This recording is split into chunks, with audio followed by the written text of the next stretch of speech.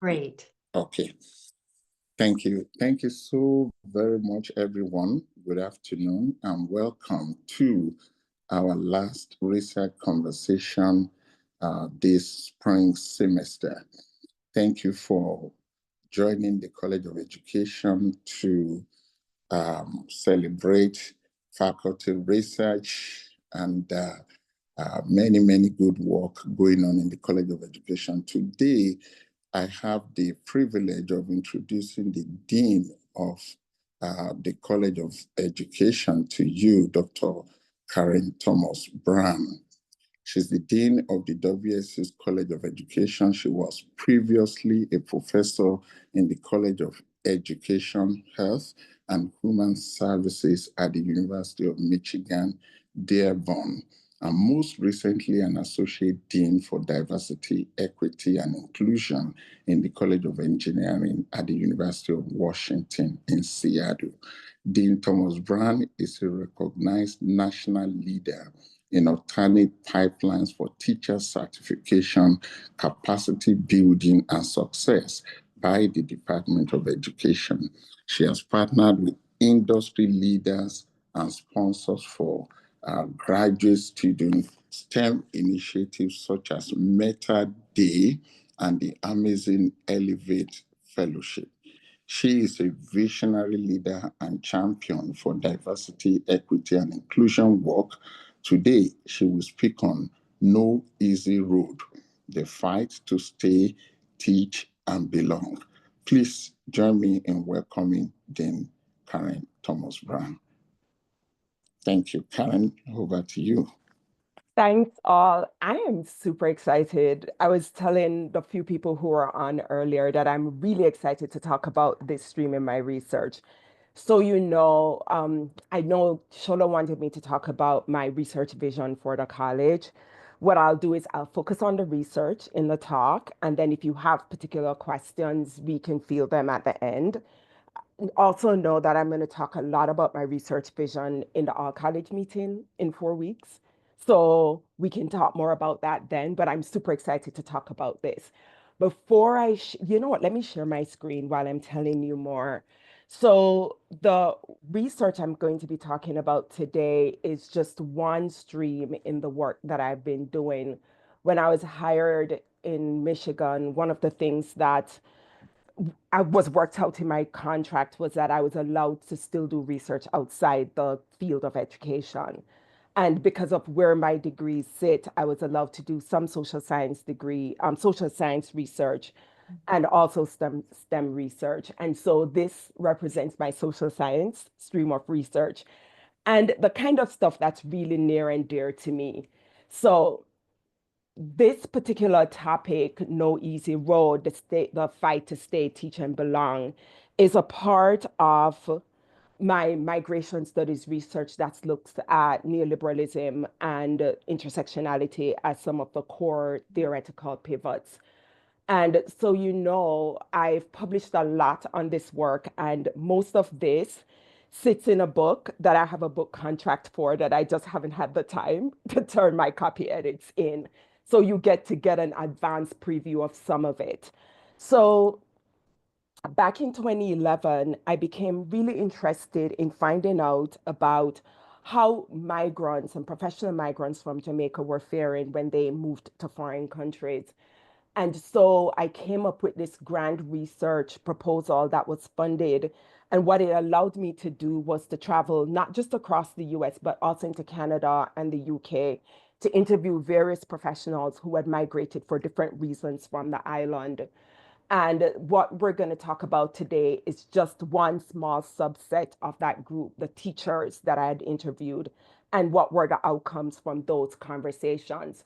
So the two sort of sub-research questions that I'll attempt to answer is what continues to fuel this mass migration, particularly of teachers to developed countries?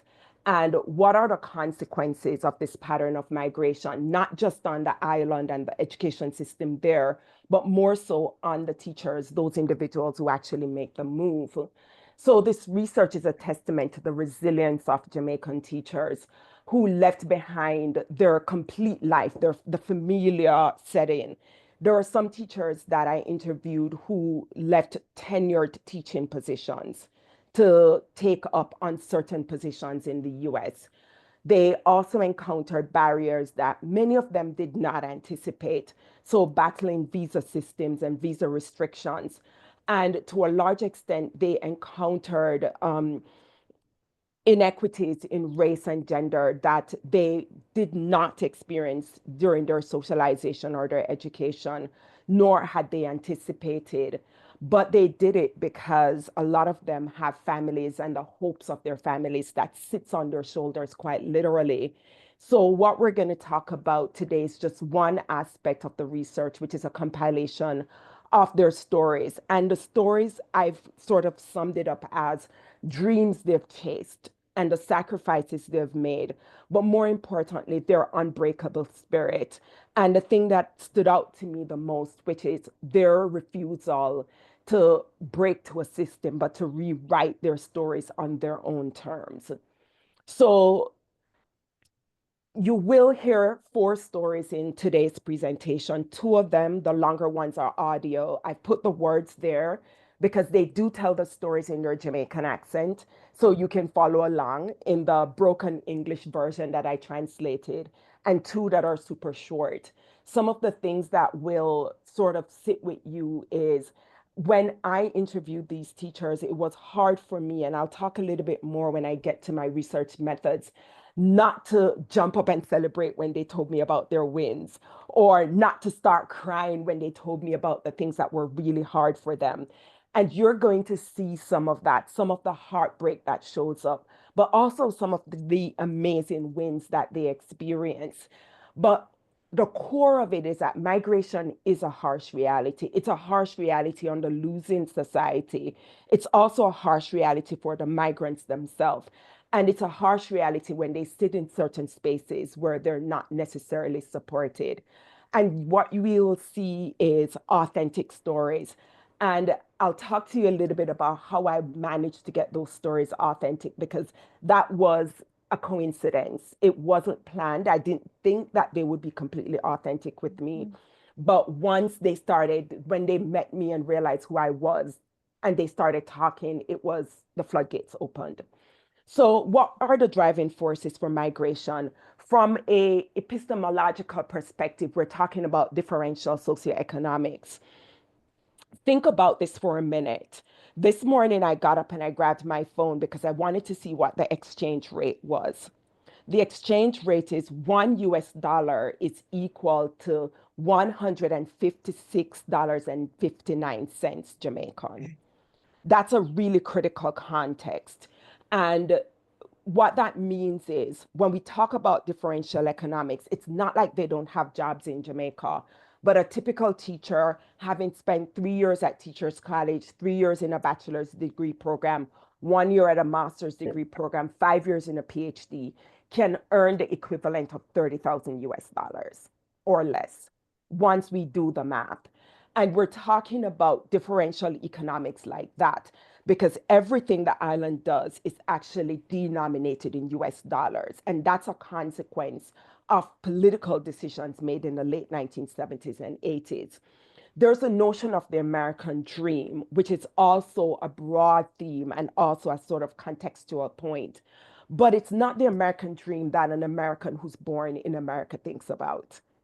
The American dream for the immigrants in this particular research is political citizenship. So, in other words, the currency of a US passport. And it's important to keep that in mind that when we talk about the American dream in this context, we're not talking about the white picket fence and the house. We're talking about having a US passport that allows them to travel anywhere in the world and receive those political protections. And then there is the economic strategy. Migration in this particular group is an economic strategy. And I'll talk a little bit more about that. But it brings to mind the phrase, and I don't know if many of you have heard the phrase circular migrants, because the money circles the people circle, but also the cultural product circle. And it literally moves in a circle where it comes from the originating country, it goes to the recipient country, and then it goes back to the originating country. And so I don't know if I'll get to talk a lot about that today, but I'm certainly open to answering questions about it. Now let's dig into it. The migration context. Let's look at the Jamaican perspective. So if you think about what I said earlier, the differential socioeconomic context, first, a typical Jamaican today, when I was growing up, when my siblings were growing up, and I have siblings that are decades older than me, we existed in a world where we say that we simultaneously existed in what we refer to as a virtual and social transnational space. What does that mean? Jamaica was one of the first countries in Central and South America and the Caribbean to have fiber optic cables. Fiber optic cables is what allows you to have high speed internet. What that means is that the US, Canada, the UK can easily produce goods, services, for instance, telemarketing services on the island because it has good communication infrastructure. What that also means is that I may live in Jamaica, work in Jamaica, but I work for a US company, and my US company dictates my existence, even though I'm on the island. Let's take it a step further. In the 1980s, the government worked out a deal with the US government at the time. And political global context was Bermuda, which is also in the Caribbean, was invaded by the US. And so there was a lot of political controversy. There was the whole shutting out of Cuba, except Cuba produces the doctors for the Caribbean. So, in other words, the US government was trying to rein these islands in. And one of the ways they reined the islands in was they said, we will give you free zones, economic free zones. What that means is that a lot of the clothes you wear may say made in America, but it's actually produced in places like Jamaica. It's in an economic zone that sits at a very strategic point in terms of access to shipping, access to the airports. The pieces of your Hanes shirt, for instance, come to the island to a free zone. And in that economic free zone, the government of the US or the companies that come there do not pay taxes to the Jamaican government. And that particular plot of land is considered US territory. And then Jamaicans go in, regardless of their education, for low income jobs, so below minimum wage jobs in the US, which is above minimum wage on the island, and work in those free zones. So when we talk about a simultaneous transnational existence, that's what we mean. Your boss is American, your pay is denominated in US dollars, but you still exist on the island. But what that creates then is this notion of what we refer to in Jamaica as a barrel society. And I'm going to break that down for you in a minute. But it also creates more so the notion of a cyber migrant. So it's almost like everything, your cultural products, your pay, everything comes from the US, but you still live here. So in cyber terms, you're not Jamaican. And in a lot of instances, the United States companies will pluck the best of those workers and offer them US citizenship as an incentive to stay in these companies, and then move them to and from the US at their convenience so that they can get the best of the island. But what that creates is this point right here, dependency, because then the country automatically becomes completely dependent on the US, on Canada, on the UK for its economic, its social existence, but more importantly, its cultural products. And so I'll give you an example. I think I was in the third grade when acid wash jeans became popular in America. But we never got acid wash jeans until I was probably in the sixth or seventh grade.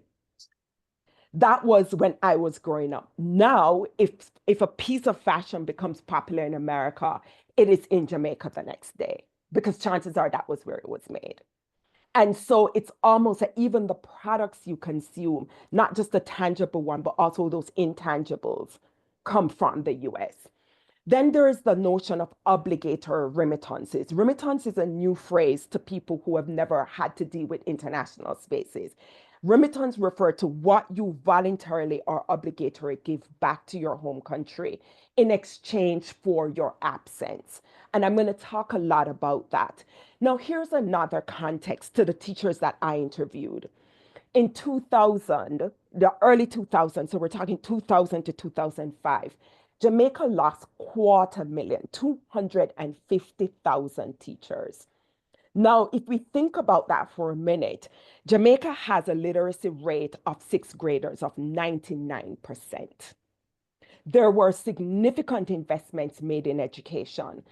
For instance, when I did my bachelor's degree, I didn't need to do a master's degree to do a PhD program because when my bachelor's degree was evaluated by a UK university, it was rated a master's degree. I'm giving you context for the rigor of that education system.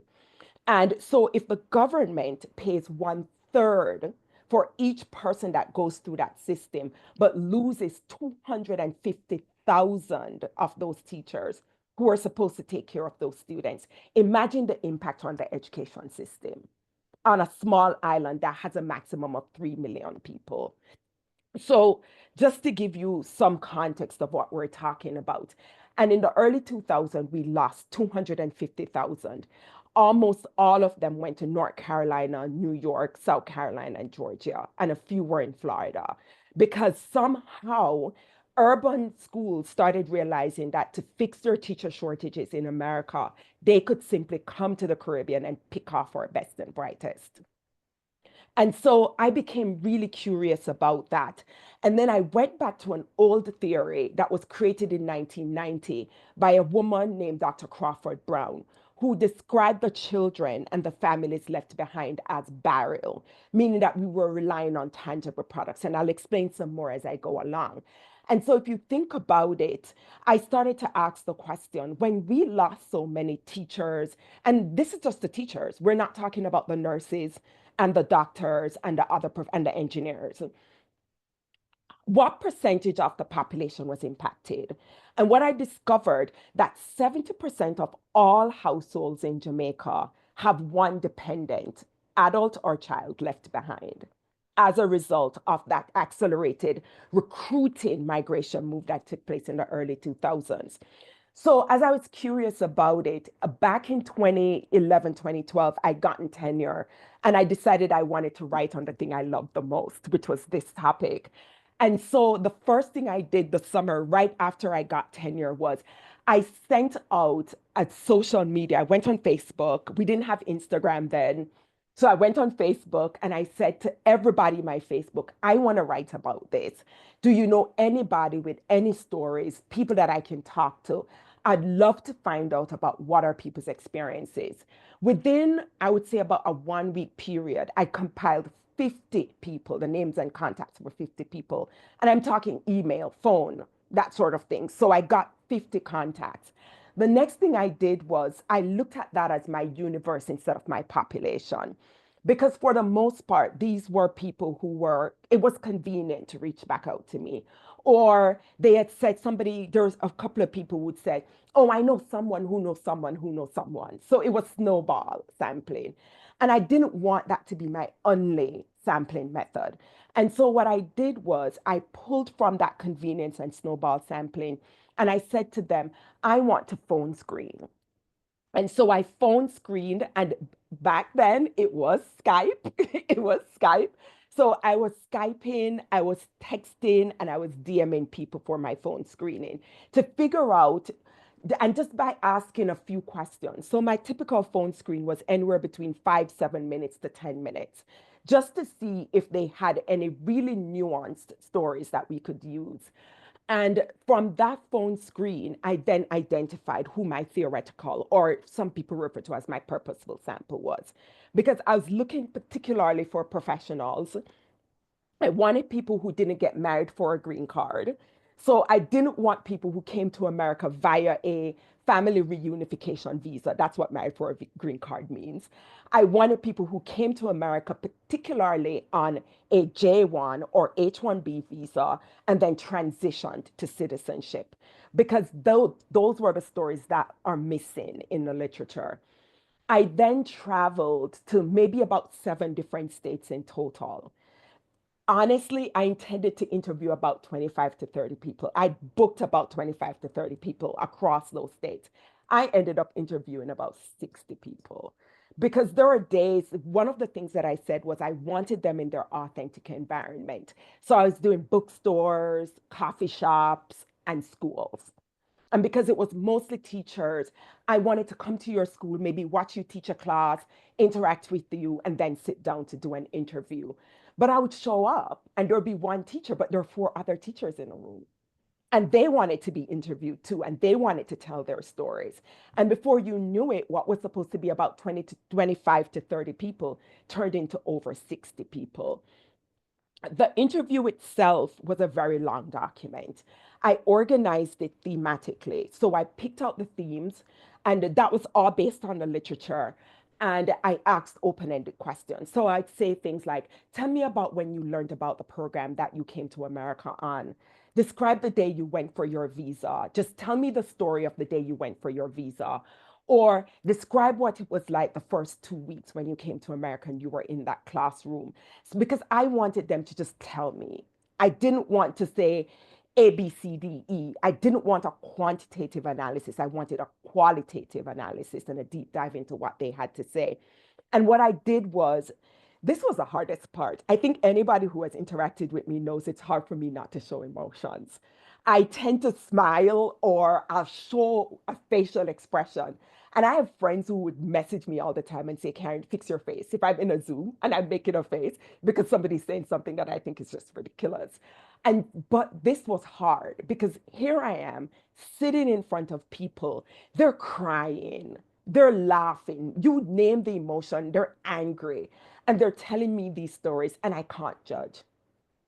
And I can't say anything. And all I can say is, okay, and take notes. And the other part of it that was interesting was because of my name, which is weird because a lot of them are Jamaican with names like mine, most of them did not know I was Jamaican when I showed up. So they thought I was an American researcher who was just curious about their experience. When they figured out I was Jamaican, every single one of those 60 plus interviews was done in patois. They started talking to me like I was their friend. And they started telling me things that they wouldn't have told a researcher that was removed from the story. And they would do things like say, you know what I mean? Or they would say, you know, you're an immigrant too. And so their stories became my stories. They weren't interested in how I got here. They assumed I went through the same thing. And for my part, I had to keep how I got here alive and simply take on their story. So when they were saying, yeah, you know what I mean, I'd be like, yeah, I know, just to get them to keep going with their really, really authentic stories. But what it did was my grant had paid for me to transcribe. I couldn't send this to a transcriber. I literally had to learn how to first translate from patois to broken English and then transcribe. So I ended up translating and transcribing all 60 plus interviews.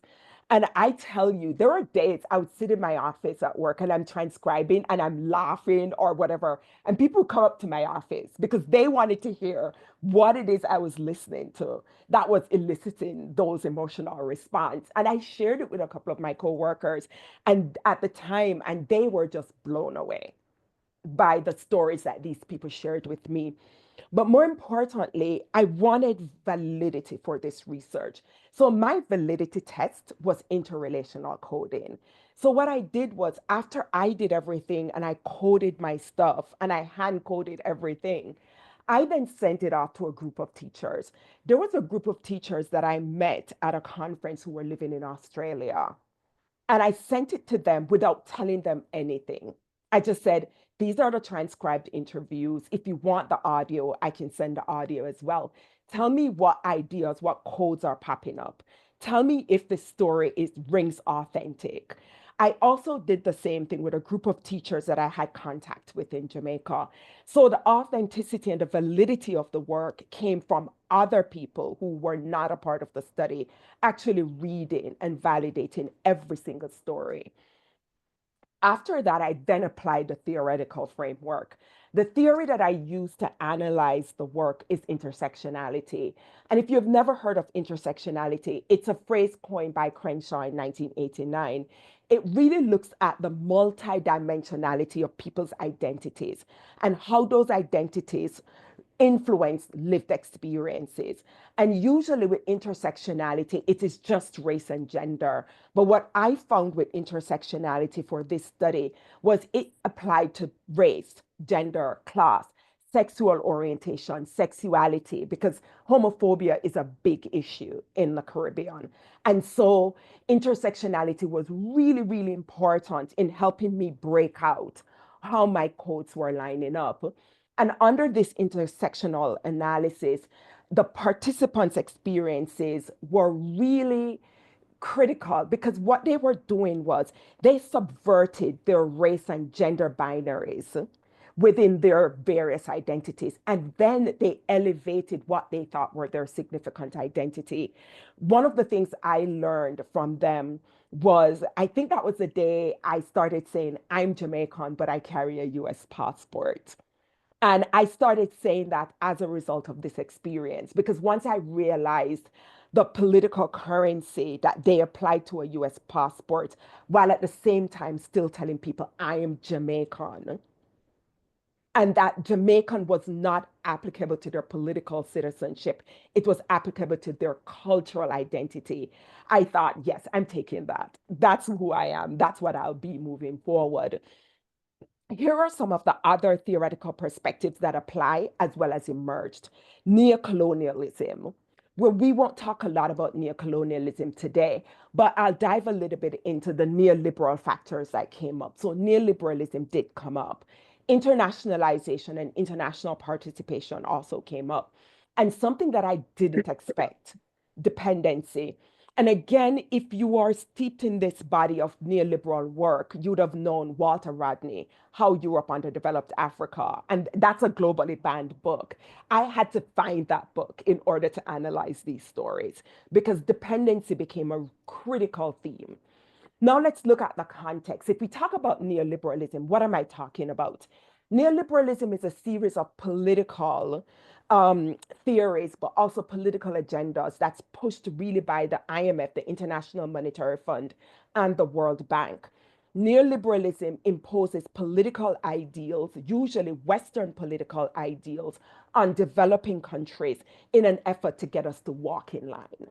Literally, that's what it is. And so here's how it works.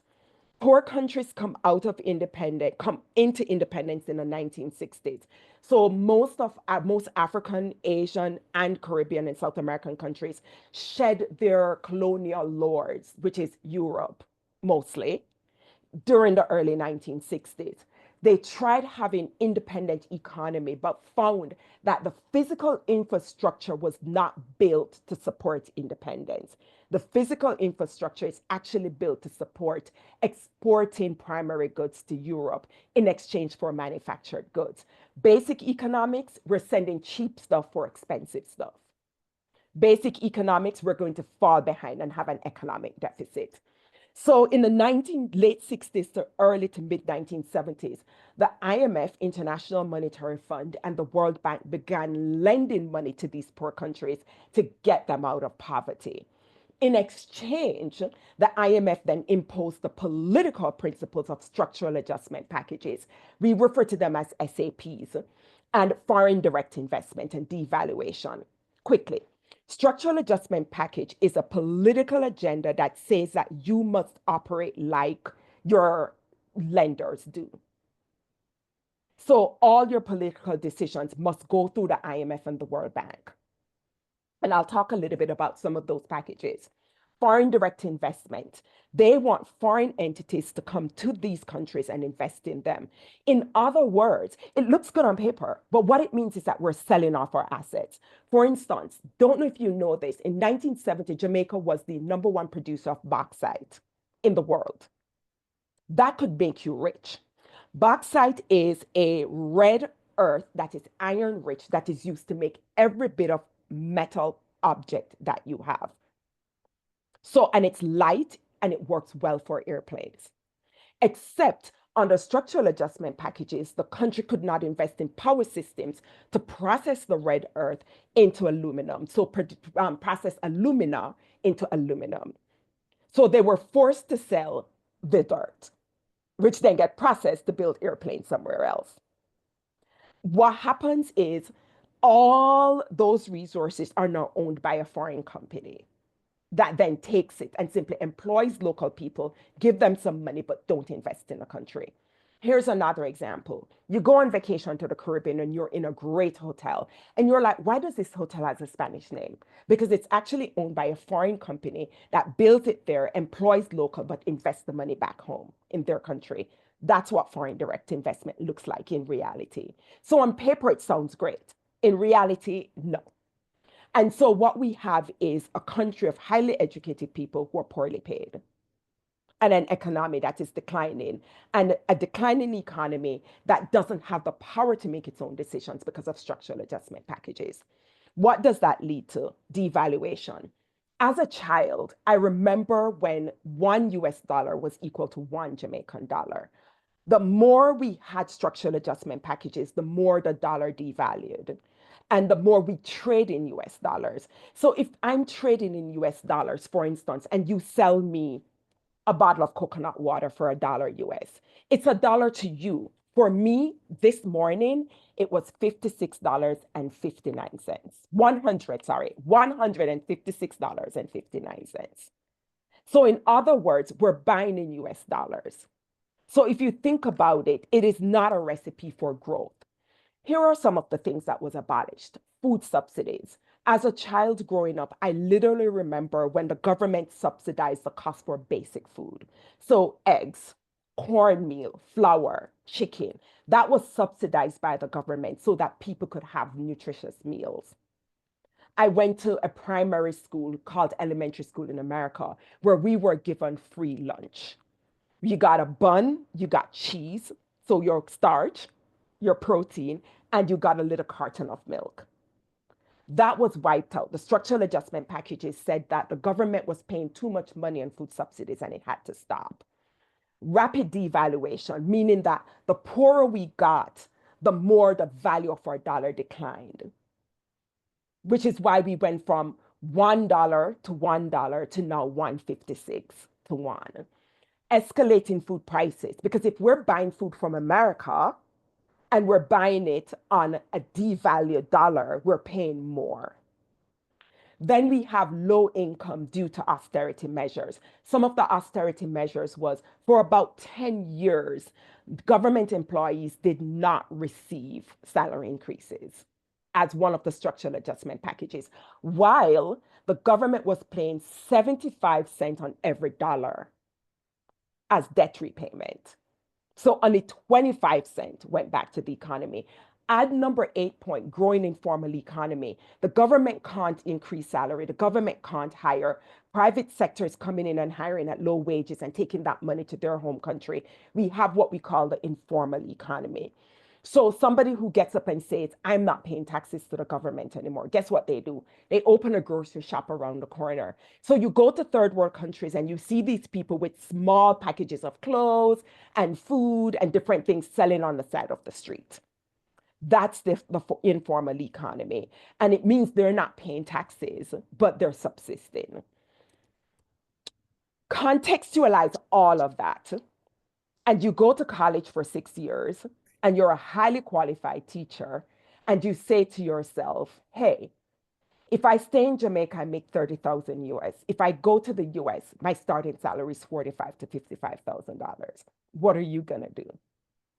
You're going to walk away from everything that you know in order to take this opportunity, because as far as you're concerned, this is a better option. So let's talk about some of the outcomes with all of that as a context. I feel almost like I want to pause and say, do you have questions? Please save your questions for the end. So here are some of the things I discovered as I started talking to the teachers. The typical teacher in this particular study came to America on a J1 visa. A J1 visa has limited context. It's 3-year renewable, but it's renewable on a limited basis. They don't pay taxes because they're not on a path to citizenship. And if they choose to take a path to citizenship, they must return to their own home country and serve their home country for up to 2 years. So if we think about that as a context, they sometimes say, let's go on an H-1B visa. Those teachers who go on an H-1B visa are on a path to citizenship and they pay taxes. So the typical teacher in the study goes J1, H-1B, green card. Visa restrictions actually limit them because if they're on a J1 or a H1B visa, if your program gets canceled, you literally have 30 days to find another job or leave the country. You become illegal. In other words, you become undocumented and subject to deportation, 30 days. And so there's uncertainty. You can't buy a house.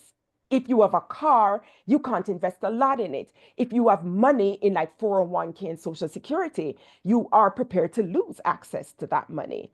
So we're talking about a very temporary existence. So there are also those who look at those visa restrictions and take other jobs. So they work as nannies and they work in people's homes. And so I have two stories that I want you to listen to while I take a break. So I'm going to play this story of Ariel Palmer. And this is not her full story. This is just a little bit of it. Okay, it keeps going over.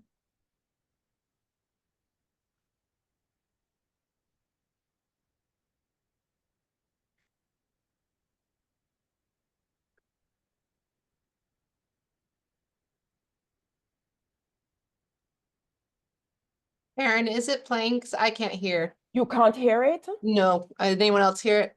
No. Take my headphones up. Can you hear it? At that time, I was getting ready to go through. Can you hear it now? Immigration. Yeah. I told her I could not give her a final answer immediately. I wanted to switch from I'll start it over. 2 years in. My school got a new principal. I don't think she liked the idea of international teachers, because she never tried reaching out to me at all. She did offer me the option to stay when she was doing my evaluation. At that time, I was getting ready to go through the immigration process. I told her I could not give her a final answer immediately. I wanted to switch from a VIF-sponsored J1 visa to a green card, and it would take some time because I had to ensure that I have my work authorization card. She said she could not wait. This means we would immediately go out of status and had 30 days to leave the country if VIF could not find a new replacement for us after the school year ended in June. At this time, I had only completed 2 of my 3 years VIF contract. So I thought I had at least 1 more year before I had to leave the country. At this point, I had saved up enough money to pay a lawyer to transfer my J1 to H1B visa. And I did it with the school I am now working as the sponsor. I got to this school through a friend of mine who is a Jamaican. He had worked here and he put me in touch with the school administration. Even so, the process was not natural. After paying a lawyer 3,750 US dollars, he was not able to get me transferred from the H1 to the H from the J1 to the H1B visa. There was a US CIS clause that said the sponsor needed some college affiliation and the school's charter. It is a charter school. It had to be under a university for them to grant the H1B visa. When I spoke to the school, they say they had never had this problem before and they had sponsored other H1Bs in the past, but this was the first time going through a transfer from the J to the H visa category. Despite that, I was still legal to work because I still had not gone out of status yet. The pay I was getting from this school was less than half of what I was earning before. I have to subsidize my income with the 6 weeks pay I got from the previous job when I was fired. My family did not know about this situation. How was I going to tell them I might have to return to Jamaica to start over and struggle financially again? I was so stressed out about the situation that between April and August 2009, I lost almost 60 pounds. When people around me asked, why am I losing so much weight? I kept telling them I was going to the gym. I was working it up. I was taking the weight off. Lies. I was just fretting. And that's just one example. The one before, and if I can send this tape over to people, because I know that we're probably almost at time, talked about a teacher who lost her job as well and had 30 days in the country and ended up going to a place to work as a nanny.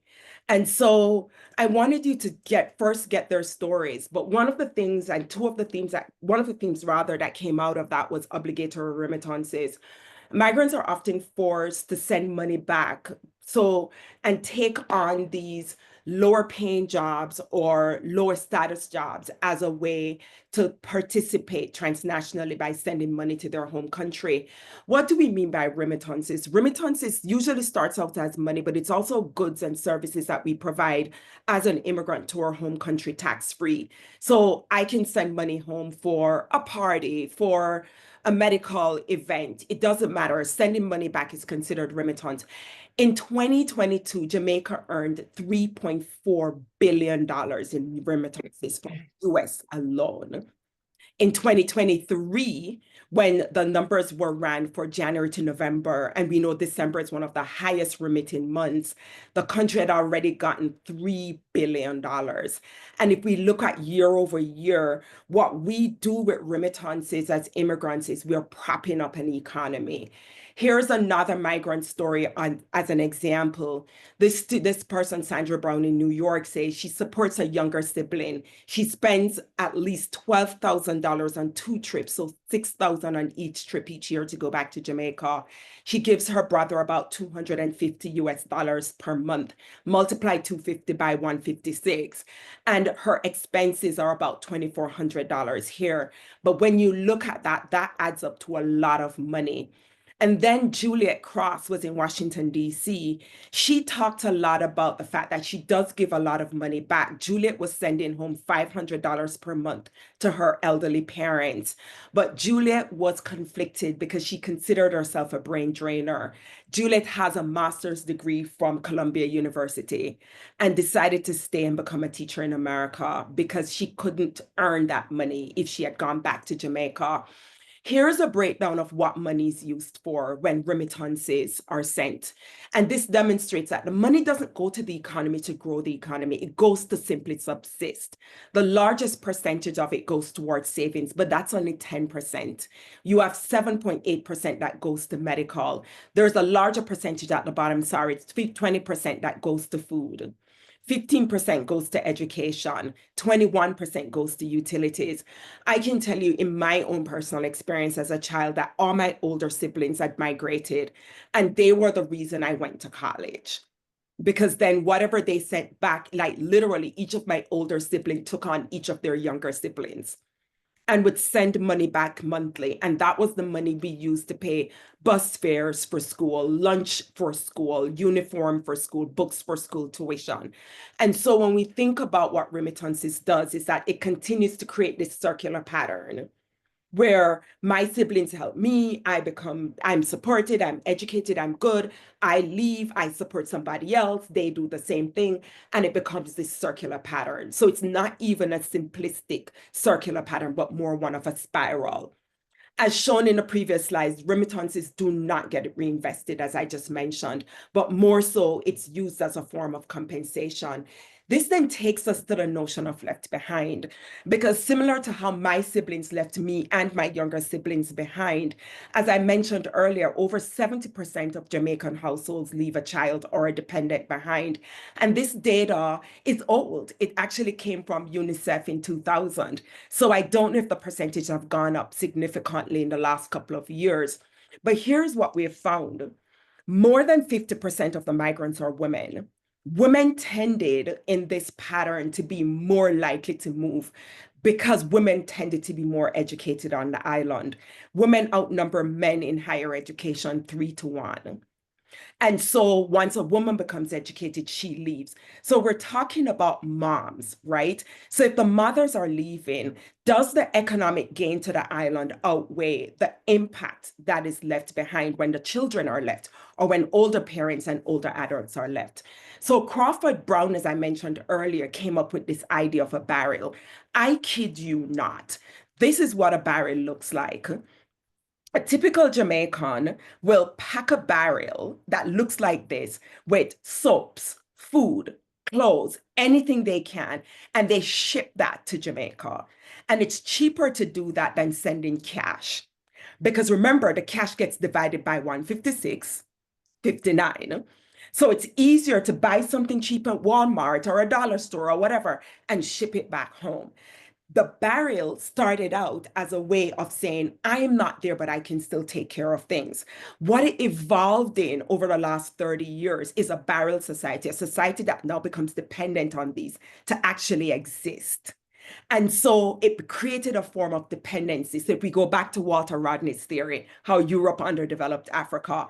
So what started out as a way of helping with tangible goods actually turned into a theoretical construct of dependency. And it got to the point where we now have a barrel society where people see a barrel as a substitute for physical absence and as a substitute for love. This has resulted in some significant negative impact on younger generation. So despite receiving economic and social remittances, there are many children and families who are left behind who feel the emotional burden of being abandoned. And if you want to learn more about barrel children, I think this I published in 2023 was an international referred article on female migrants from Jamaica, brain drain, and the impact on barrels, on the barrel society and the outcomes of it. What are some of the other impacts that we see? There's emotional void and detachment. In the article I just referenced before, the students that we interviewed for that particular paper talked a lot about the detachment from their parents and how even after they were moved and migrated through the circular process, or what we call family reunification visas, when they come to the US, they don't feel any connection to their parents at all. And how that lack of connection has literally resulted in many broken families. We also talk about the fact that there is this whole notion of children who are raising themselves. And so we'll see a society where you're forced to be completely independent at very early ages because you have no choice. But you're also in a society that has, it's not just economically, but it's also socially and politically dependent on more developed countries. I'm going to stop there. This just gives you a list of the references that I've published on this particular topic. And believe me, I haven't even scratched the surface. I talk about this for many, many hours, but I'll stop talking now and stop sharing so you can ask your questions. And hopefully we can get into some more of it. Yeah. Well, first, thank you so much, Dean Thomas Brown. It was very enlightening, and so much wonderful information that I'm taking this all in and taking notes, and I don't even know where to begin, but I will open it up. We do have a couple minutes, and I don't know your schedule, but it may be a couple minutes to hang on to have people ask questions. But again, and thank you, Shola and Laura, for setting these up. So I'll open it up to the floor, and then I'll ask if no one has any other questions. I'm only going to give you like 5 seconds wait time. Yeah. I'll ask one. Yes. Karen, being sort of an insider and an outsider at the same time, what was the biggest surprise that you heard in these stories? What they went through to stay. The biggest surprise for me was not that they gave back. As an insider from the perspective that I am an immigrant and I had siblings who did the same thing, I always expected my school fees paid. I always expected them to send me back money. They never told us what they went through. And when they visited, they looked great. And when I started interviewing teachers, like one of the stories I didn't get to share with you, she literally slept on an air mattress in somebody's home for 6 months while she waited for her visa to be renewed. Or one person who talked about her son falling into gang violence because he became illegal and she didn't want to send him back to Jamaica because he couldn't come back to the US. So my biggest surprise was what they went through to stay. And it was hard because I sat there thinking, I would not do that, but I couldn't judge and say I wouldn't do that. So I think that was my biggest surprise.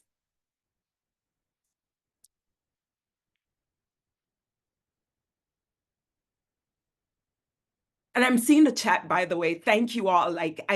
Yes, the international people are in the chat, so you all know.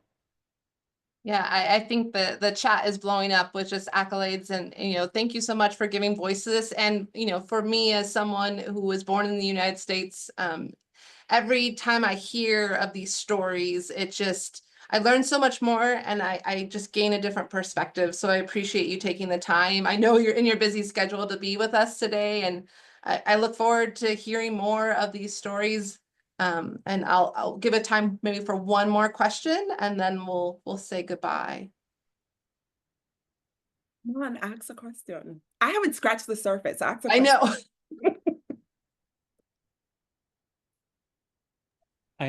I think I have a question. Sorry, not I think, I do have a question. You had said you had interviewed over 60 participants. It's so there, I'm sure that there were some similarities and also a lot of differences. Was there a point where you reached saturation where all the data was kind of starting to sound similar? Yes. Yes. I think around 30 was when I got to that point where I was like, okay, but here's what happened to me. I'd already booked the 30, and the additional ones were people who were in the room who said, I want you to interview me too, or how long are you in town? Come back tomorrow. I want to talk to you. And even though I'd gotten to saturation halfway through, they needed to tell their stories.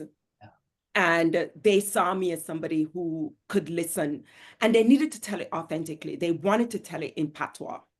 And I understood patois. So they were not going to let me off the hook. Awesome. Thanks so much.